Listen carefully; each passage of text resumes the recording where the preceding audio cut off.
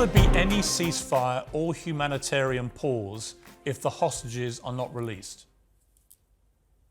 So first and foremost, I'm a head of state.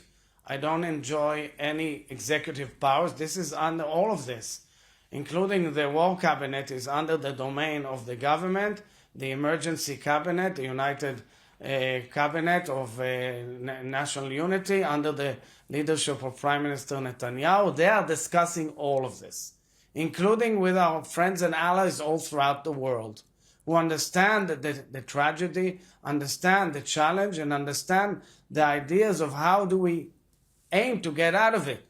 But we are not dealing with rational enemies. It's not an enemy that you have certain rules of the Geneva Convention. You're dealing with psychopaths. You're dealing with a psychopathic leader who has driven his people into the abyss. Unfortunately, it's extremely painful. Let me tell you, I care about Gazan children. I truly do. But with all due respect, first and foremost, I have to defend our people. We have to defend the Israeli nation. We've gone through atrocities.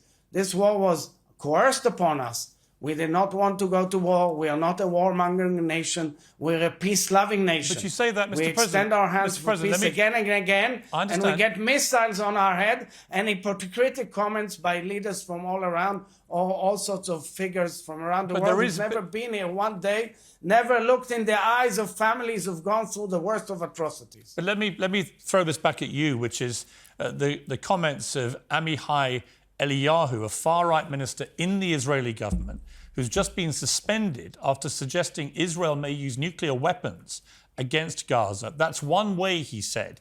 That's an option. He also said there are no non-combatants in Gaza and the Palestinians should move to Ireland or the desert. Those are incredibly incendiary and inflammatory remarks. And if you're a Palestinian or if you're an Arab and you hear a member of Israel's government talking about nuking Gaza, then you think that there is a callous disregard for human life in Gaza, don't you?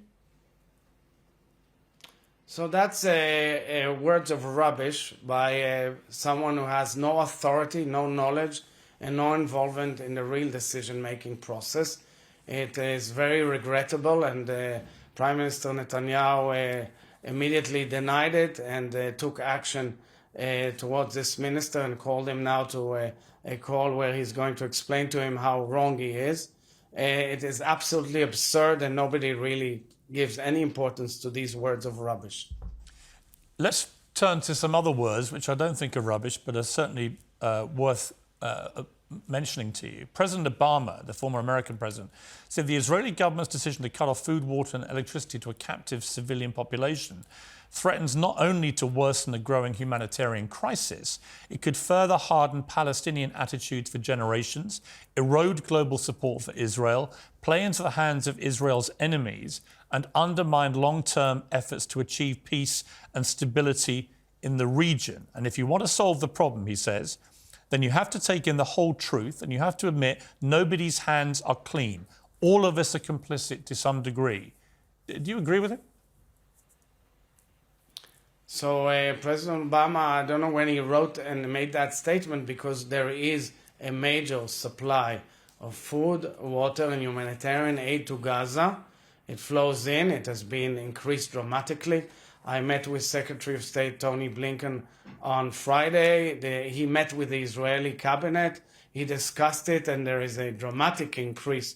I met with the Undersecretary of the United Nations in my office last week, and he thanked Israel for these enormous humanitarian steps forward.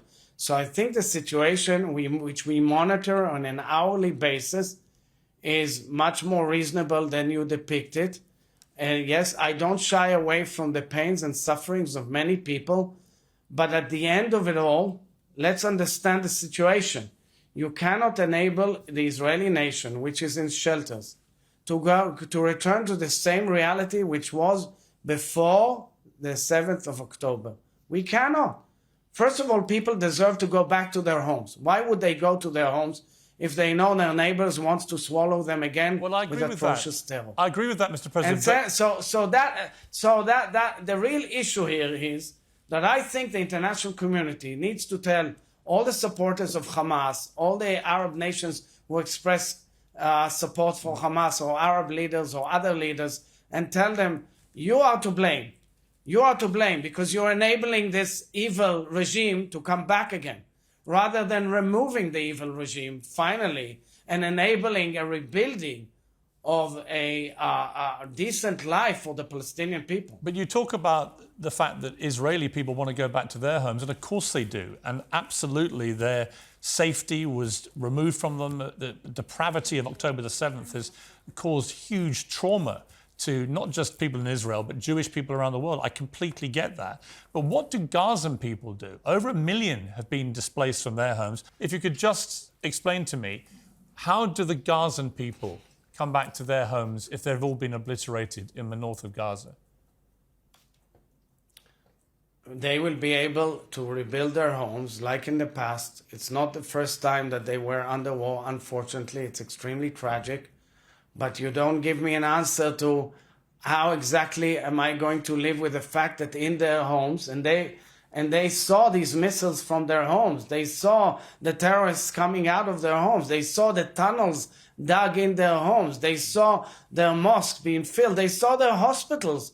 The hospitals which were financed by so many countries, including EU countries and other countries, become the center of command of this terror attack, this terrorist organization, meaning giving no hope to them, to their children and grandchildren. Hopefully, when this ends, these terrible circumstances end, these horrific circumstances end, we will be able to offer hope to the Palestinians in Gaza to go back, rebuild their homes, and finally have decent lives with a different regime that will enable progress and peace in the region like we all need to have. Final question. Many people would agree with you that Hamas has to go before any peace can be achieved. But many people also, including many Israelis, according to latest polls, believe that it cannot be achieved with Prime Minister Netanyahu still in office either. Many think that what happened on October the 7th was a catastrophic failure of security and defence, and the buck should stop with him.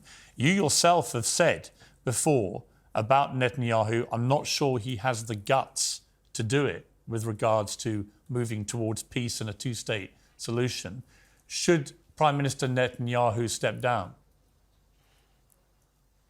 You know, I'm the head of state, as the president of the state.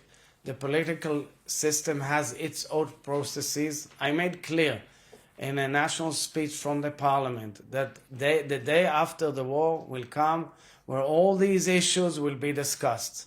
We are a vibrant democracy. We don't shy away from anything. But right now, we're all united. We're all united in one goal. We must return the hostages back. We must overcome and prevail against our enemies.